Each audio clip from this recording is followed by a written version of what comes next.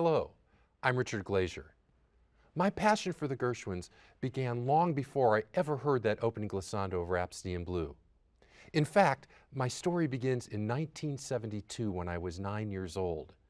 I was in my parents' bedroom watching their black and white television set. It had rabbit ears, and you had to move and jiggle them in just the right way to clear the snow from the picture.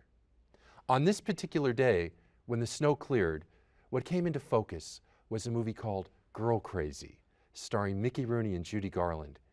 It was filled with wonderful music by somebody named George Gershwin and his brother Ira.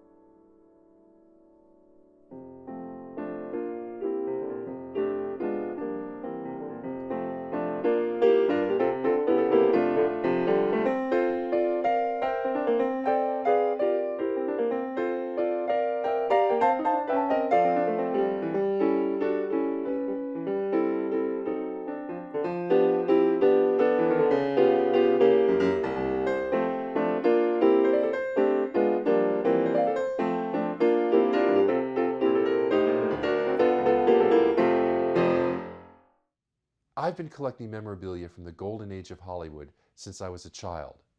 I'll be sharing some of my collection with you throughout the program. Since Girl Crazy was my introduction to the music of the Gershwins and Judy Garland, I've always had a strong interest in collecting anything related to the film. Here is director Norman Taurog's personal copy of the screenplay from Girl Crazy. When you look inside, you can even see notes that Taurog took during production. Behind me is the original one-sheet from the film Girl Crazy. I also have in my collection all of the original one-sheets from the Mickey and Judy Let's Put on a Show musicals, including Strike Up the Band, Babes in Arms, and Babes on Broadway. After seeing Girl Crazy, I was hooked. I had to find out everything I could about the Gershwins. I went to the library and checked out books, sheet music, and records, anything I could get my hands on. One day, I sat down at the typewriter and wrote Ira a fan letter. You see, George had died in 1937, but Ira was still alive. I wrote, "Dear Mr. Gershwin, may I please have a picture of George to hang in my room?" I sent it off, completely forgot about it, until 4 months later, a large gray envelope arrived in the mail. I opened it, and inside was an 8x10 glossy of Ira's beloved brother George. What Ira had done was to clip an original signature from one of his brother's canceled checks from the early 1930s. He saved all of his brother's canceled checks and gave the signatures very sparingly to friends, family, and admirers. From this, we developed a correspondence, and Ira answered my letters within days of each one that I wrote. After corresponding for 3 years, in April of 1975, when I was 12 years old, Ira invited me to his home in Beverly Hills. When I knocked on the door, I was thinking that Rosemary Clooney lived next door. Lucille Ball lived across the street. Jimmy Stewart and Oscar Levant lived down the block. I spent 2 hours with Ira, and he spoke with great love and affection about his brother George. Then Ira asked me to play the piano for him on George's Steinway.